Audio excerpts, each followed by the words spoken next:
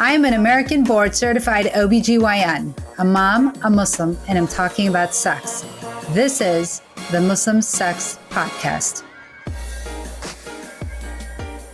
Welcome to the Muslim Sex Podcast. I'm your host, Dr. Salaf Lodi, and this episode is my favorite episode of the year. It is the top 10 most downloaded podcast episodes from 2025. So I am super excited to share that list with you. Alan and his wife, Melissa, go through my podcast and they rank them. They let me know which ones were the most downloaded. And then I get the fun job of letting you know which ones were the ones that were the most downloaded episodes. And we get to count them down together. So I'm super excited for this episode. And it's actually it's the episode that I have the most amount of fun on. So I am ready to go. And if you guys are ready, let's go. So let's start out.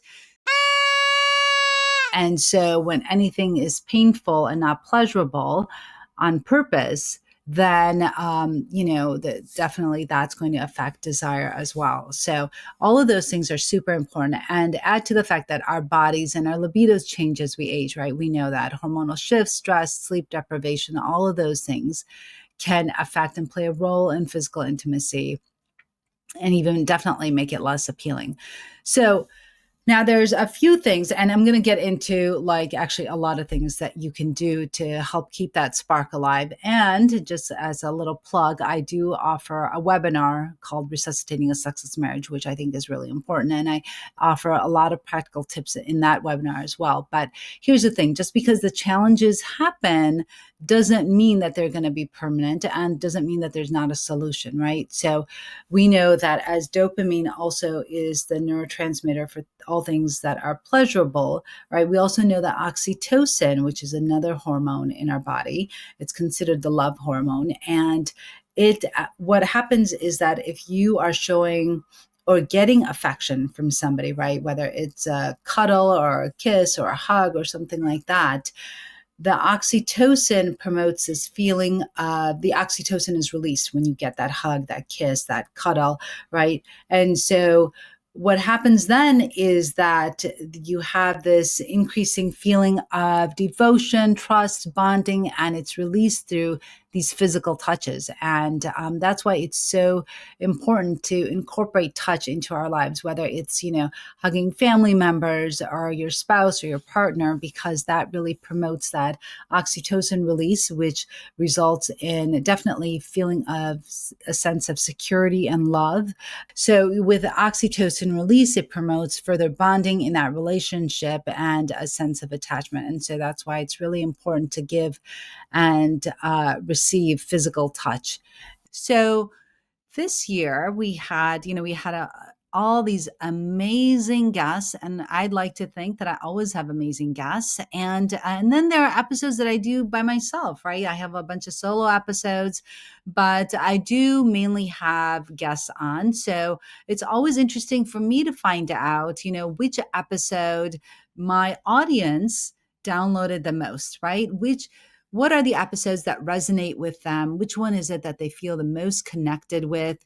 And it tells me a lot about my audience. It tells me the things that they're interested in so that then I can focus more on those topics, right? And as you know, I focus on menopause, perimenopause, sexual health. I focus on desire. I do a lot of different topics. And so it's always so interesting for me to find out which ones are the ones that my audience likes the most, right? So coming in at number 10 is an episode that I put together. It was called Love, Libido, and Keeping the Spark Alive. Okay, so on this episode, I took a deep dive into everything you needed to know about libido and how it can affect our relationship. And honestly, I would say that I get this question all the time. I mean, this is actually, so based on the Preside study, and so I'm going to get a little bit of science on you guys, but okay, so it was this Preside study. Okay, so and this Preside study was a questionnaire that was sent to 31,581 women. Okay, and what they asked was about prevalence of sexual problems associated with sexually related personal distress.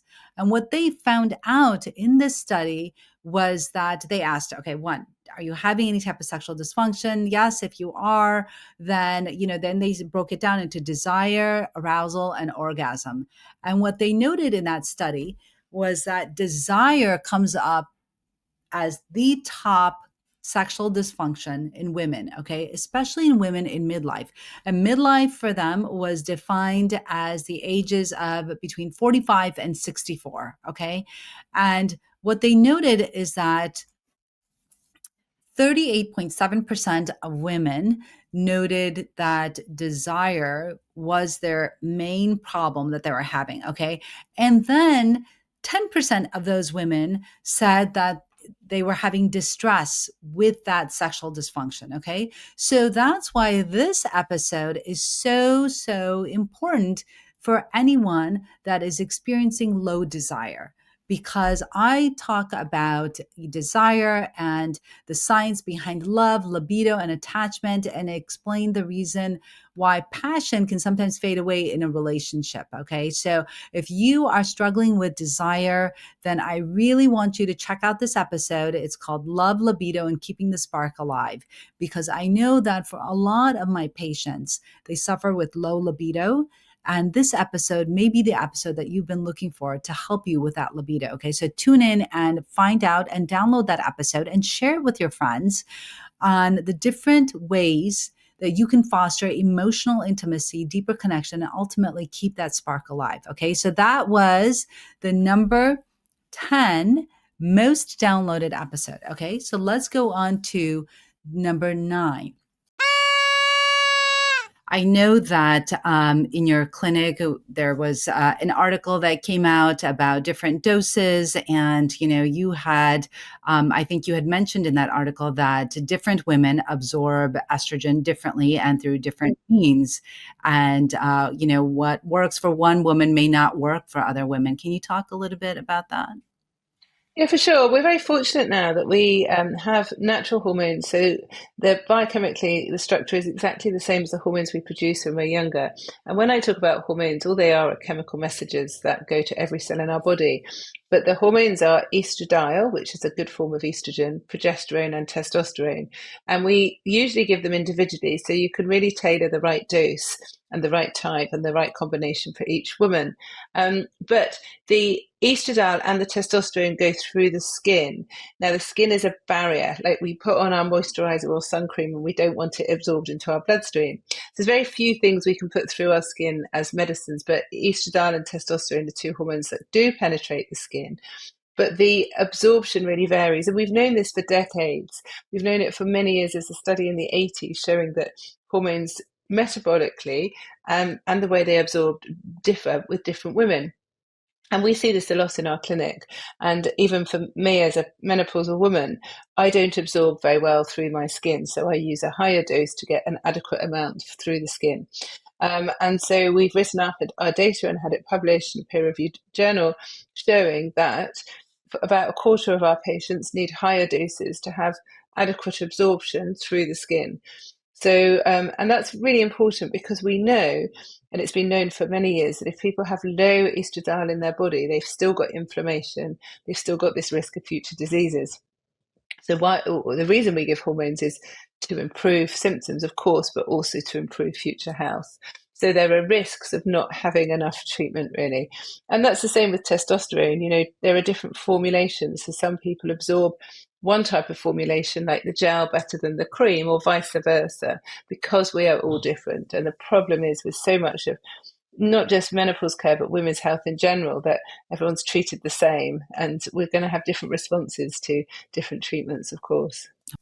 So the number 9 most downloaded episode for 2025 was Sex, Symptoms, and Solution, the Menopause Journey with Dr. Louise Newsom.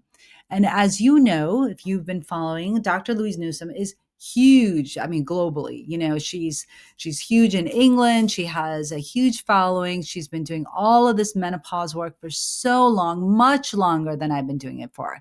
And She, goes throughout the world and talks about menopause and the different treatments, and she also participates in research, and she's so knowledgeable. So if you haven't heard this episode, you definitely need to go on, download it and listen to what she has to say. Okay, so on that episode we talked to Dr. Louise Newsom. She discusses everything you need to know about the journey that is menopause. Dr. Newsom also shares her expertise as we explore symptoms, anxiety, joint pain, and highlighting how an emphasis on individualized treatment is so important. So, while menopause, we know that postmenopause is a permanent phase, right? So, we are in postmenopause until we die. She offers this empowering perspective as we underscore the importance of prioritizing health and making informed choices to live your best life. So, super important episode. If you want to know more about menopause, and as you know, I talk about menopause a lot, that she is definitely one to follow. And she, will teach you tons of stuff. So she's awesome. So practicing self-love can feel unnatural, like we said, in the beginning, but it starts to feel more natural once you start doing those affirmations daily. And what you need to do is start to become more consistent with doing these affirmations. But by diligently performing these, acts of self-compassion to yourself, and also you can then start to experience the real benefits that come from having a positive and healthy relationship with yourself. So, of course, I'm going to go over all the benefits to, why having a good relationship with yourself is so helpful. But, it can help you with enhancing stress management, which is really important because we experience all sorts of stress throughout our lives. It can lower your rate of anxiety and depression, improve your cognitive performance. There's greater self-awareness and acceptance, and of course healthier diet, because when you love yourself, you're going to want to take care of yourself, right? And when you take care of yourself, one of the best ways to do that is really trying to watch what you eat, and also to exercise. Next, the number 8 most downloaded episode is called Love Yourself, Nurturing Self-Love. This was an episode that I did in probably, I think it was February, because in February like to focus on self-love. I like to focus on sex. I like to focus on intimacy, all those great things. So on this episode, I focus on self-love as the foundation for sexual health, right? Because you have to love yourself. You can't love others if you don't love yourself. You absolutely have to think very good thoughts about yourself, and you have to love yourself so that you can then share that love with others. Okay. So I talk about self-love as the foundation for sexual health, confidence, and healthy relationships. I explain why self-love is essential, not selfish, and actionable steps such as daily affirmations, gratitude journals, cultivating self-compassion and body positivity. So we reframe February as a month of self-nurturing. And so if you want to learn ways to love yourself, right? It's not always about others. It's about empowering yourself, loving yourself so that you can show up as the best possible version of yourself for yourself, but also for others, right? So if you are struggling with perhaps body image, or, just how you feel or talk to yourself, listen to this episode. This is the episode on Love Yourself, Nurturing Self-Love. And that was the number 8 most downloaded episode. All right, let's keep going. Education is the first, and that's why Nabi is built as an education first company. So we do a lot of educational, like bits and social media and webinars and session like this with doctors like you, like to talk about it so that more people hear about it. And it's not a disease. It's something that we all go through as women. So we want to just spread the words and, share stories, because I think that's where we begin to see some changes and more women opening up.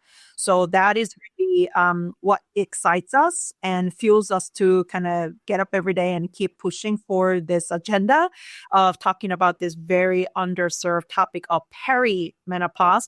And we purposely built Nabi to be single-minded. We are Team Peri. We are very much focusing on everything that we do to support women in peri for a reason.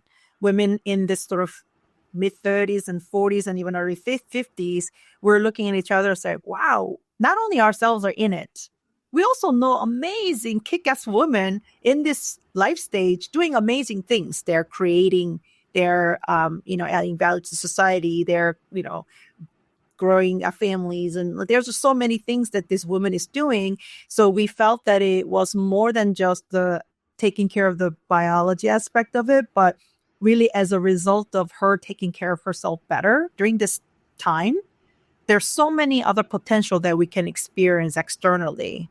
And we wanted to make sure that we're bringing that out. So it's a little bit more like mission led beyond just taking care of perimenopause and redefining perimenopause, so that these women, again, us and our friends and our colleagues and the next door neighbor, they're all kind of living in a, better place because we're all contributing better, because we're in a better state. So it becomes a much bigger mission than just being a supplement company. And that's something that we tend to emphasize because that's really what's driving us on a daily basis. Mm-hmm. The number 7 most downloaded episode is the one on perimenopause uncovered. It was a discussion with the co-founders of Nabi. Nabi is a supplement company that was founded by E.J. Kim and Marina Penn. They talk about perimenopause. They talk about how women are dismissed. And, it's people like them that are really setting the stage for others, right? Because they are talking about topics that were never discussed before. They are allowing women space to go and experience, and talk about what they're experiencing. So, on this episode, we talked about taking supplements. We talked about perimenopause. We talked about the lack of education and resources available to women experiencing perimenopause and menopause. And then we also talked about, why it's really important to empower yourself, right? And learn about this. So if you're in perimenopause and you're finding it hard to find some resources on it, to go listen to this episode, listen to what we're talking about, and see what tell me, DM me, tell me what you learned on this episode, right? Tell me if it was helpful to you, because I think that it was a great episode. And apparently a lot of people thought so too, right? So it was the number 7 most downloaded episode for 2025. Thank you for the question regarding my new initiative of the Master in Sexual Medicine and Psychosexology. I think that it is the first attempt in the world to put together into 2 years study, because it is quite a long journey, both sexual medicine and the psychosexology. The idea is that a doctor who wanted to deal with a human sexuality without knowing what are the major psychotherapeutical approaches, psychodynamics approaches,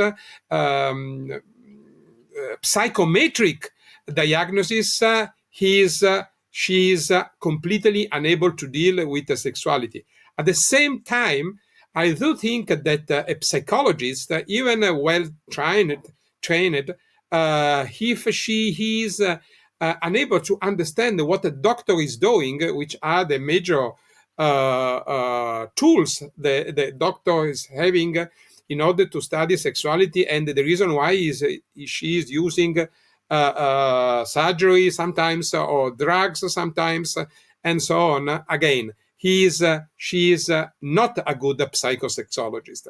So I don't want to transform in these 2 years a psychologist in the doctor, nor a doctor into a psychologist, a medical doctor into a psychologist. But I really believe that sexual medicine is a typical bridge discipline where you must jump from one culture to another culture. Otherwise, you will not understand anything about human sexuality. And in particular, I think that we will have several discussion about the impact of religion, the impact of philosophies, the impact of the cultures into the sexual health, into the way to understand the sexuality, into the treatments, which may be completely different. The number 6 most downloaded episode is on female pleasure, psychosocial health, and global perspectives with Dr. Emmanuel Giannini. So if you haven't listened to this episode, you absolutely have to listen to it. So Dr. Emmanuel Giannini, I met him at the ISHWISH conference last February. So ISHWISH stands for the International Society for the Study of Women's Sexual Health.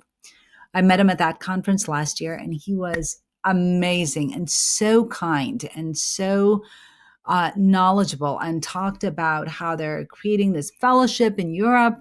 And so he actually joined me from Rome, if you can believe that. And he joined after his full day of clinic, and he's just such an amazing individual. But so when he and I talked, we talked about the landscape of sexual medicine in the European Union. We talked about the importance of comprehensive psychosocial approach to understanding sexual health. He himself is a renowned world expert on sexual medicine. He shares his expertise to explain the science behind the female pleasure complex, now termed the clitoral urethral vaginal complex. Remember, we used to call it the G zone. And he talks about how it's not really just, that we shouldn't simplify it to the G zone, but we should really call it this clitoral urethral vaginal complex, because this is where kind of like the nerves, right? They all come together and they intersect, and as well as this concept of system sexology. So he is like this phenomenal individual, and you should absolutely listen to this episode. You can learn about everything that he's doing and why I think he's so awesome. You can also learn about the global perspectives on sexual health from China to Italy and all the way to the US, while also gaining a perspective on how different cultures and political factors impact women across the globe in many different ways, and in many similar ways. So if you have not listened to it, you need to listen to it, because he's so amazing and so awesome and just filled with knowledge. And he's doing amazing things all over the world, and especially in the European Union. Okay, so I want you to take a listen and tell me what you think. Let's talk a little bit about consent. So consent definitely is a huge part of safe sex. And because we know that ensures, sexual activities that are mutually agreed upon, respectful, and free from coercion. And that's really the key thing. And consent protects autonomy and respect. It promotes clear communication. Of course, if there's something that you don't like, you're able to then relay it to your partner and let them know what the things that you like, what you don't like, all of those things. Discussing consent, of course, allows partners to express their preferences, their needs, their wants, their boundaries. All of those things are important. And especially in, let's say, if you were to practice kink, right, in your relationship, that consent is super important. And, there's also things, and this episode is not about kink, but, just talking to you, but in general, consent should be a part of any type of sexual encounter that you have with anyone. And it's really, really important, because it just shows that you respect that person, you respect the partner, and they respect you. It prevents coercion and misunderstanding, helps recognize and respect boundaries, which is really important. It's important to know somebody else's boundaries. Okay, so the number 5 most downloaded episode is one that I did. It was on safe sex and romance, and it was balancing passion with protection. So on this episode, I talk about, and this was another one of the episodes that I did in my month of February. So I think that individuals that come to listen to my podcast episode like to listen, and, like to listen to the things that I talk about, right? But also the namesake. The name of this podcast is the Muslim Sex Podcast. So I like to honor that, because I want people to know more about sex and intimacy and relationships and emotional intimacy. And I want this to be a forum that people learn and can empower themselves from, right? So in this episode, what we did is we talked about sexual health and discussing everything you needed to know about contraception, safe sex, the balance between passion and protection in relationships, and learn about consent, right? Consent is something that honestly is not taught in our sex education for children. And I think it absolutely needs to be taught. Consent is so, so important. And there are so many individuals throughout the world that don't receive any sex education. And I get that. And that is part of the reason why I created this podcast, because I wanted it to be a free resource for individuals throughout the world to learn about sex, to learn about intimacy, to learn about protection, to learn about all these important things, right? And consent is one of them, right? Consent and safety is so important in a relationship. So learn how consent is a crucial component to not only safe sex, but also good sex, right? Also, I talk about the different types of contraception methods, common sexually transmitted infections, and so much more. And so if you miss this episode and you are looking for, information on contraception, on safe sex, on all of those things, I want you to download this episode.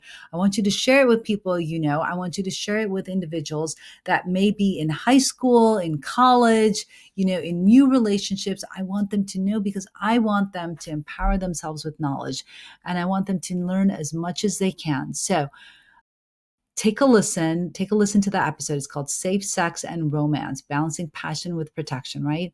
You want to stay safe, and you can learn all of those things about safe sex, consent, safety, all of those things in that episode. So give it a listen.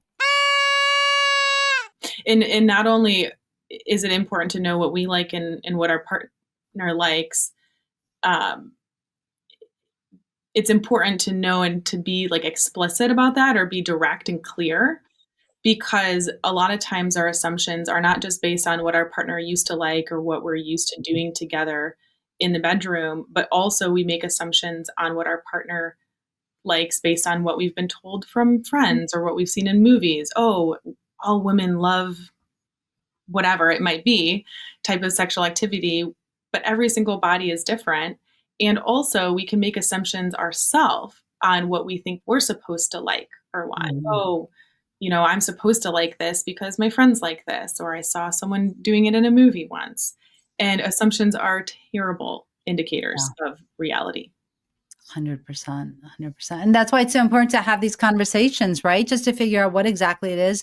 And I think, this is really the conversation that you and I are having right now, I think is the key in finding pleasure in your relationship, right? Finding that joy that you will, that you would have if you really just had that conversation, a conversation that may be uncomfortable to get started, but really once you start that conversation and realize that this, is a safe space to have it, then, and a space without judgment. I think that's really critical, right? Because if we have that conversation with our partner, but we're judging them in the meantime while we're having that conversation, they're never going to have that conversation with us again.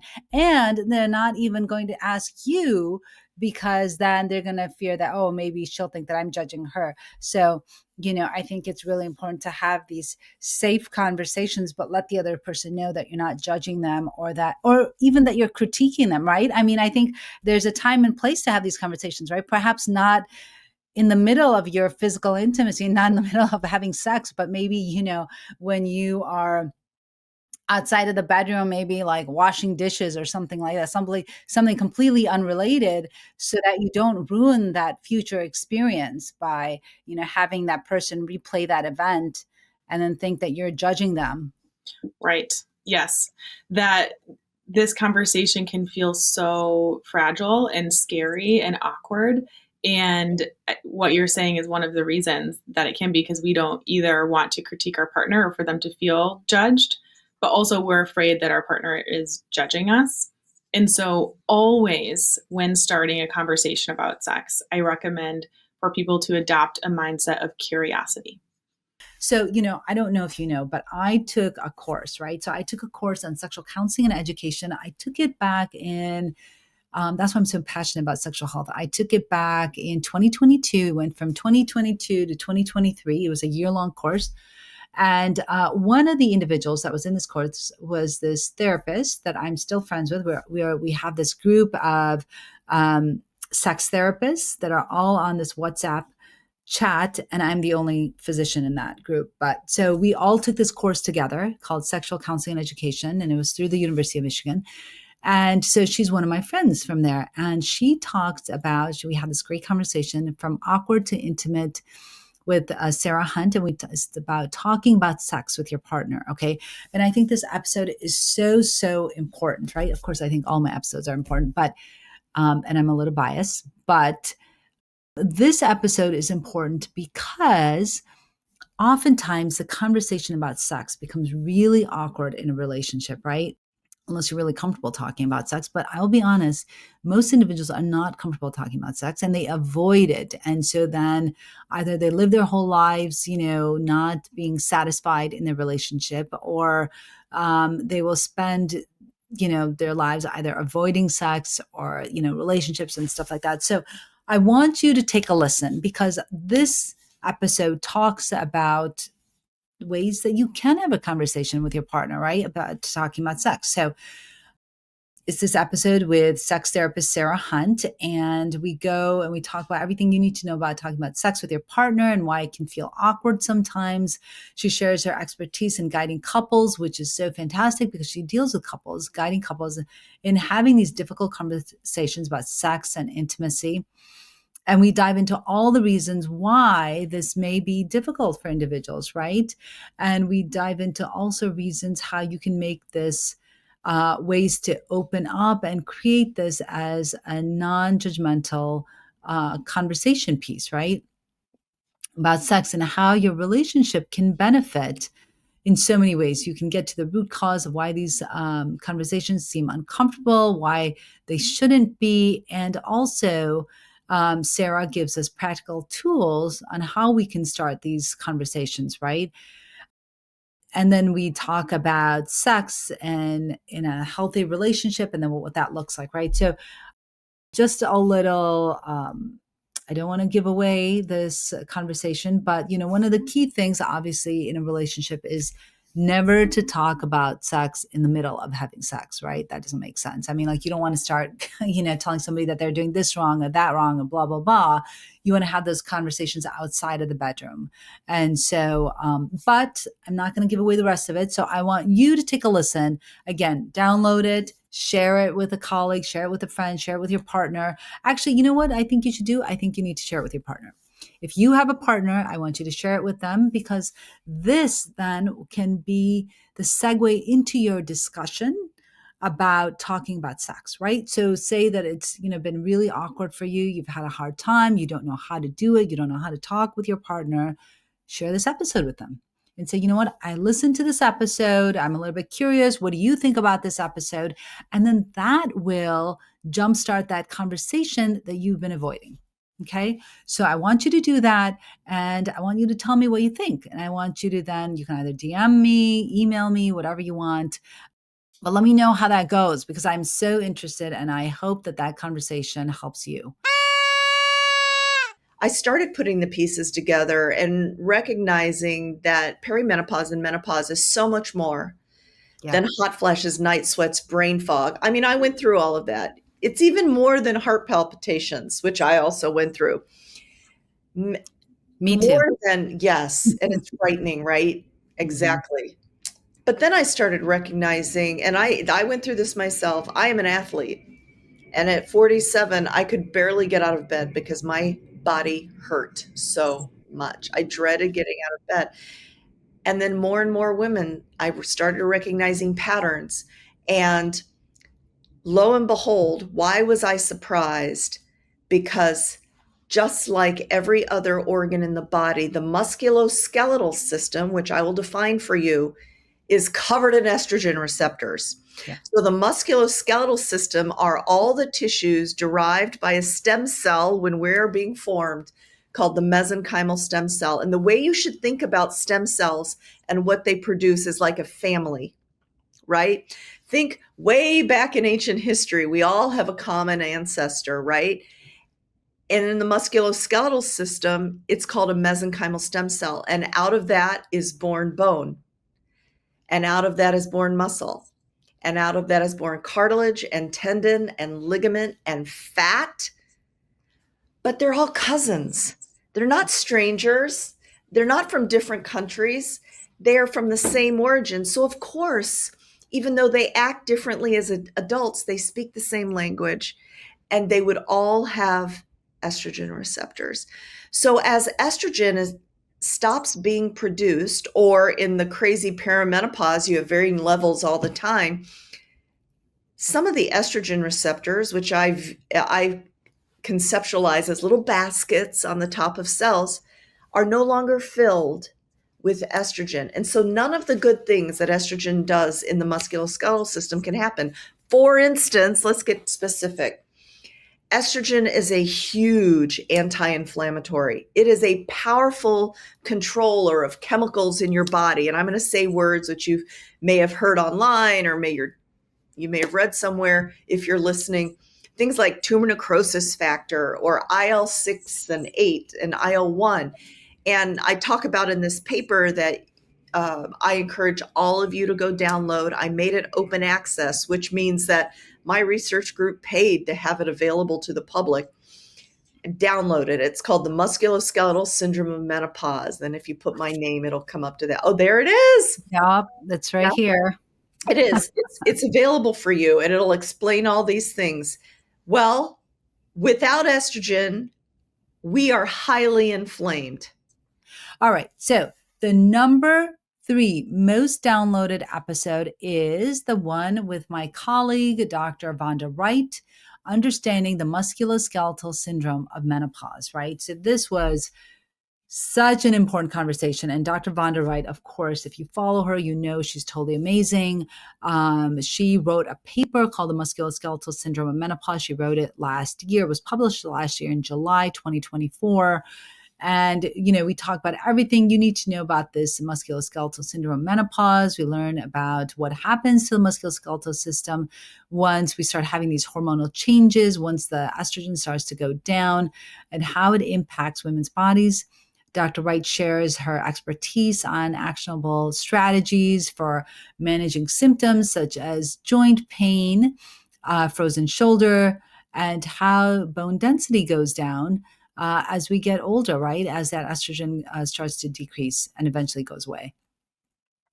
She talks about ways to mitigate osteoporosis. She talks about weightlifting and exercise and sleep and understanding hormone replacement for better women's health and longevity during this menopause transition. So if you missed this episode, you definitely need to go back. You need to take a listen and learn everything you can, because listen, this is advocacy for yourself. It's advocacy for your future self, and you need to go listen to it, pick up all the great things that she talks about in terms of increasing bone density and improving your muscle mass, and then talk to your own provider about it, right? And ask them what you can do to help your bone density, help your bones. So if you didn't listen to it, you need to listen to it because she was amazing. We've already noted doctors who really care and are motivated to help don't have time. They certainly don't really have a ton of training in this area. They don't have a lot of support. And patients also want a fix. They want to use their insurance. They want to come in, they want to get in, they want to get out. I know you've seen the stats on, it's like a big X, right? So as the Women's Health Initiative came in, and something like 40 to 45% of women were on hormone therapy at that point, plummeted down to almost zero. And what was released at that time was SSRIs, antidepressants, and that, is the ascending arm. Neither of us, I know, is here to say that antidepressants are terrible. Nobody should use them. We love them. It's a tool in the toolkit. But when your toolkit is limited and you don't have all the tools available, you're not going to be able to apply the correct tool to the correct job. And I think for your listeners to understand and be empowered, you may want or need an antidepressant. But if it wasn't explained to you that this may be related to your perimenopause and your hormones shifting, you're not getting the full picture. Right. Right. And I think something else that you just mentioned is that, taking medications to treat the side effects, and then those side effects have other medications they use to treat those side effects. And I think that that's really, really important. We know that with antidepressants, it can affect our libido. It can definitely affect orgasm as well. Right. And then we know that what I want to know, actually, I want you to tell me what you think about marijuana, because when I was looking up marijuana for women, it says that it may help them. Yeah. Right. It decreases their inhibitions and it may help them with orgasm. But with men, it actually causes an opposite effect. It prevents their orgasm. I'm wondering what you think about that. Yeah, I mean, I'm not a male sexual health specialist, Right. but I think there's also a really big difference between chronic habitual use and like focused use, right? Application. And I mean, that's a really interesting thing. I know that Lauren Stryker presented some more data. It wasn't like an analysis, but it was just sort of a report on people's reported use, women's reported use of cannabis products for sexual health. And it's a huge number of people. And we know people are using it for sleep, for mood, gummies, edibles, now that it's like legal almost everywhere. And I'm not against it, but I think it would be better for us to understand how this works. The data is not amazing, but I'll tell you what we do know. We know that, first of all, the human body has something called an endocannabinoid receptor system. Our body actually makes receptors for this plant. How interesting is that? Yes. That's because we evolved, who knows really, but I mean, we evolved with the plants. And these are indigenous medicines that were used. This was sacred medicine in many cultures. But we have a really high concentration of receptors in the pelvic girdle. So we have a lot of sensitivity to occupation in everywhere, whether it's the musculature. So could it be good for pelvic floor dysfunction and pain? Yes. We have it in the vaginal and clitoral and vulvar tissue. So again, decreasing pain, decreasing inflammation, increasing sensitivity and pleasure. So, and people have, I mean, anecdotally, we hear a lot of topical use can be pretty beneficial, but also you nailed it, like the disinhibition, which is probably part of the way psychedelics work. Disinhibition allows people to be more receptive and turn off their executive functioning. Honestly, like sex is a mind-body experience. If you are phoning it in and you're like making your list and who's picking up Johnny at soccer and did he take the trash out, like you're not in your body and you're just not going to be present. You're not going to enjoy it. Forget intimacy. You're not there, but you're definitely not going to enjoy it. So you do have to be joined in body and mind. And so some of these medications decrease the inhibition and allow you to be present. Again, Absolutely. Intentional use, right? And understanding where it's coming from. The other thing is if you have pain because of pelvic floor dysfunction, tightness, laxity, whatever, and genitourinary syndrome of menopause, right? So the estrogen loss in the vulvar, vaginal, clitoral tissue, I mean, forget it. We got to fix that first. All right. So the number 2 most downloaded episode is with Dr. Suzanne Gilberg, titled Modern Menopause Treatments and Midlife Sexual Health. Okay. And this is an amazing episode. And she talks about everything you need to know about the latest treatments in menopause, right? So she's a board certified OBGYN. And she's the chief medical officer for the Drew Barrymore Show. But anyway, she shares her expertise and we go over different modalities for treating menopause. She talks about some hormone therapy. She talks about some psychedelics. She talks about cannabis. It's really, really enlightening and informing. And I think that, if you're curious about all these other different ways that women manage their perimenopausal, menopausal symptoms, definitely an episode you don't want to miss. And it looks like a lot of you didn't miss it because that's the number 2 most downloaded episode. We also talked a little bit about how to manage your hormonal shifts and how that affects libido. So if you missed it, make sure you go listen to it, download it, and share it with a friend, share it with a colleague. She gives us all the insights into the different approaches during menopause. So that's amazing. And so here we go. Drum roll. I don't know how to do drum roll, but I think that was close enough.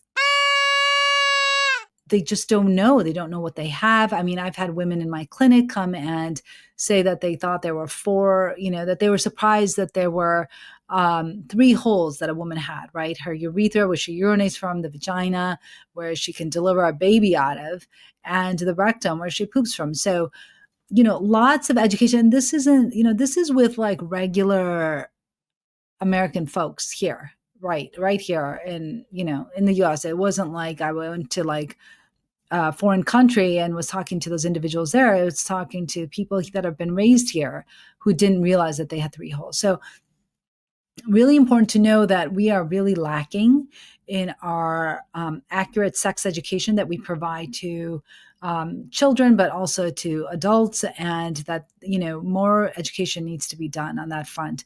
But anyway, so, some reasons why a lot of women will say that they've never experienced an orgasm is that, perhaps they don't know their own anatomy, or their partner doesn't know their anatomy. Lack of women's entitlement to partnered pleasure, right? A lot of times when, especially young women, when they get into a relationship, will not prioritize their pleasure. They'll really just, especially if they're in a new relationship, they want to just please their partner, and will just focus on their partner's pleasure, not on their own.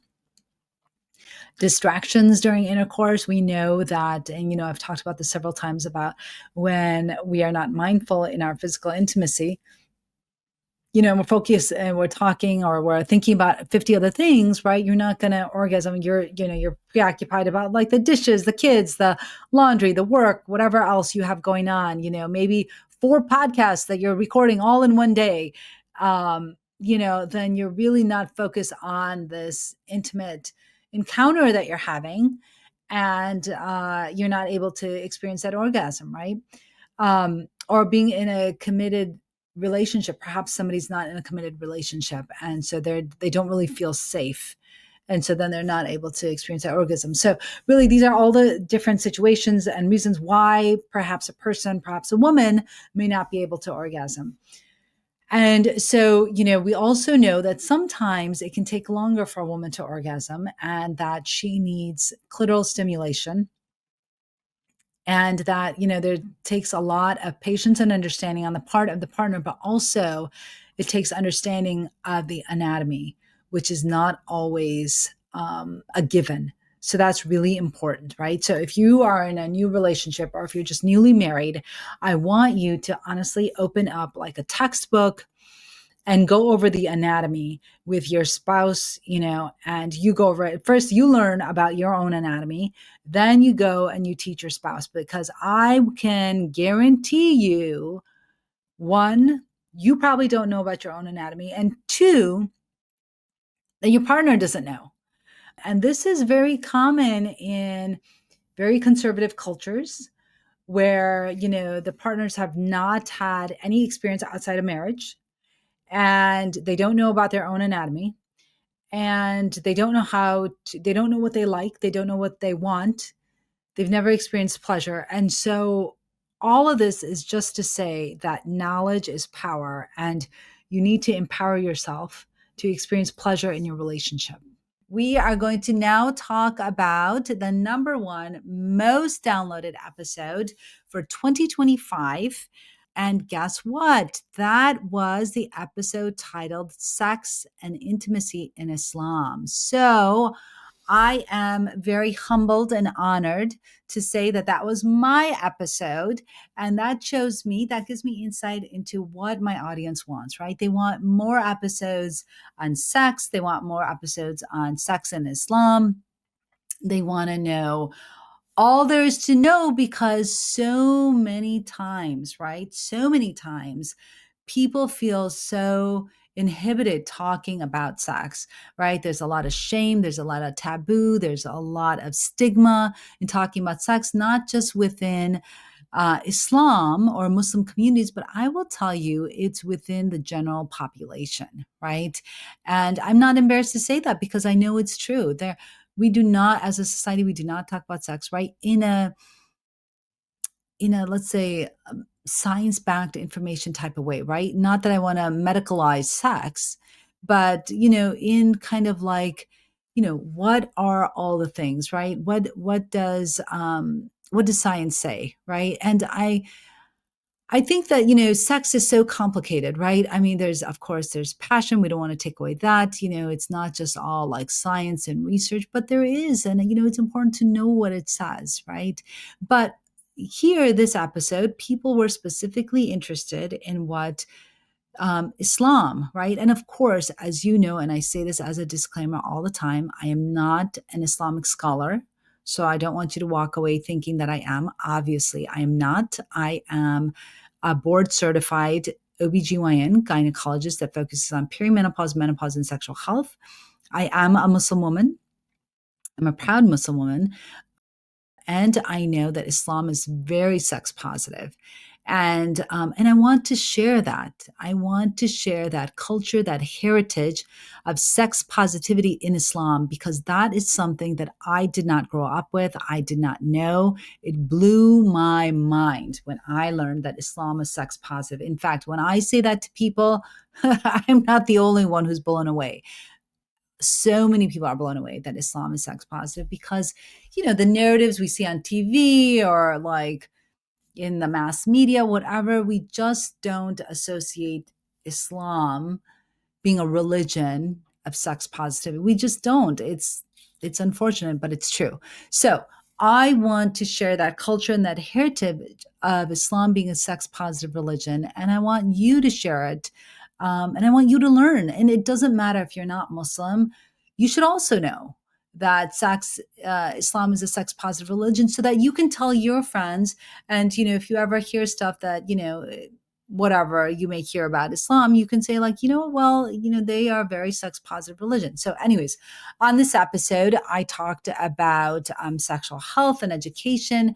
We talked about all things sex and intimacy in Islam. It's an open and it's an honest conversation about relationships, sexual health. It's meant to educate, inform, and give perspective on what these all mean through the lens of Islamic values, right? So if you were ever confused or curious and not quite sure about certain topics, this is an episode that you want to take a listen to. Maybe this is an episode that you share with your friends. Maybe it's an episode that you share with your partner, right? So maybe you first have that conversation, you share that episode about how to have that sexual health conversation with your partner, right? With Sarah Hunt. Maybe you listen to that first with your partner, and then maybe you listen to this episode next with your partner about sex and intimacy in Islam. It's about all topics relating to sexual health. And it's totally a deep dive. And so if you are ever curious, if you ever wanted to know, or let's say that you are somebody that is not Muslim, right? But you're in a relationship with somebody that is Muslim, maybe that's what you want to listen to and you want to learn more about, right? You want to learn more about their culture, their heritage, things like that. So anyways, I am super excited that was the number one downloaded episode. I had no idea it was, and I was excited and I was humbled to find out that it was the number one episode, because that just gives me more insight, right? That's like research that I do about my podcast, and I find out what people are interested in, what they're curious about, and what they want to learn more about. So there you have it, the top 10 most downloaded episodes for 2025 for the Muslim Sex Podcast. If you're listening to this episode, I'd love to hear from you about more topics to hear and listen about in the new year. I'd love for you to give me more suggestions. I'd love to serve you in the best capacity that I know how, which is to host this Muslim Sex Podcast. So here's to another year of health, wealth, love, and happiness for all of you. I wish the best for all of you. And until next time, this is the Muslim Sex Podcast. So thank you for listening to the podcast, and make sure you leave us a review, share and like the podcast. And if you leave me a review, I'd love to shout you out on social media. So be sure that you share it with all your friends. And thanks for listening.